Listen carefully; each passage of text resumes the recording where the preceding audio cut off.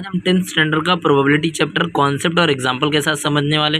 तो देखते हैं प्रोबेबिलिटी ऑफ इवेंट होता क्या है। बेसिकली ये होता है पॉसिबिलिटी ऑफ किसी भी एक्सपेक्टेड इवेंट की जो होती है उसको हम नंबर में एक्सप्रेस करते हैं, इसीलिए इसको बोलते हैं प्रोबेबिलिटी, ना कि पॉसिबिलिटी।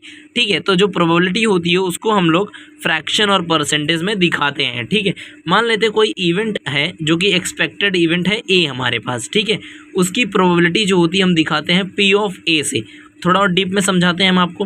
मान लीजिए कोई रैंडम एक्सपेरिमेंट हो रहा है जिसके अंदर सैंपल स्पेस यस के द्वारा डिनोट हो रहा है और इवेंट जो है ए के द्वारा डिनोट हो रहा है। तो उसकी अगर प्रोबेबिलिटी ऑफ ए निकालनी है तो कैसे निकालेंगे, एन ऑफ ए, यानी कि टोटल नंबर ऑफ जो हमारे पास सैंपल पॉइंट्स हैं इन ए इवेंट में और total samples points in sample space के अंदर, यानी जो टोटल होता है और जो मांग होती है वही होता है ना। आपको समझ में आ गया होगा। तो N of A upon N of S किया जाता है। अब चलिए एक एग्जांपल देखते हैं। तो मान लीजिए एक डिश रोल की गई है। एक डिश जब रोल करते हैं 1 से लेकर 6 तक उसमें क्या होती है, वैल्यूज़ होती है। 1 2 3 4 5 होती है। 1 होता है, 2 होता है, 3 होता है, 4 होता है, 5 होता है, 6 होता है, यानी total number of sample point कितना हो गया, 6 हो गया। अब इसमें इवेंट दिया गया है कि number on upper faces prime होनी चाहिए।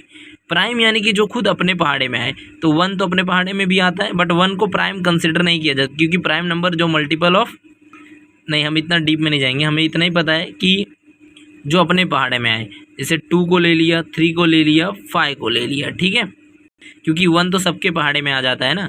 तो 2 3 5 हो गया। तो नंबर ऑफ ए कितना हो गया हमारे पास, 3। ठीक है, तो हमारे पास नंबर ऑफ ए यानी नंबर ऑफ ए इवेंट जो है सैंपल पॉइंट्स इन ए 3 है और टोटल हमारे पास 6 है। तो इसकी वैल्यू क्या हो जाएगी, 1/2, यानी प्रोबेबिलिटी ऑफ नंबर ए जो इवेंट की है हाफ है, 1/2 है, 0.5% हम बोल सकते हैं। दूसरा इवेंट है अपर फेस में इवन आना चाहिए। इवन यानी मल्टीपल ऑफ 2 बोल सकते हैं हम लोग, बराबर। तो 1 से 6 तक अगर हमारे पास है उसमें इवन क्या होगा, 2 हो सकता है, 4 होगा, 6 होगा, बराबर है। Number of sample points in B कितना है, बी इवेंट में 3 है। तो नंबर ऑफ बी हमारे पास आई 3 और number of total sample points in sample space 6।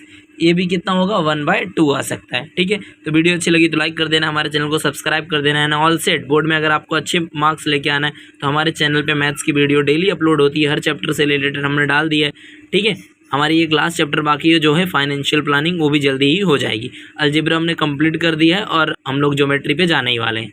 चलिए मिलते हैं नेक्स्ट वीडियो में।